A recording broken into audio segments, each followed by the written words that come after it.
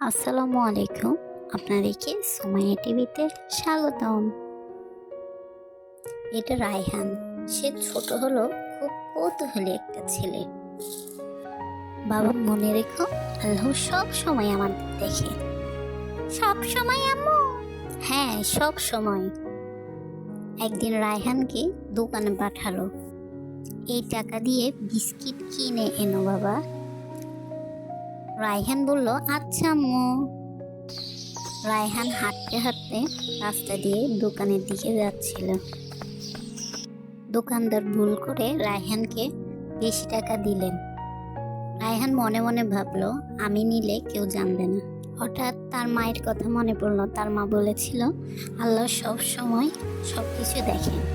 তারপর দোকানদারকে বললেন, চাচা আপনি তো আমাকে বেশি টাকা দিয়ে দিলেন।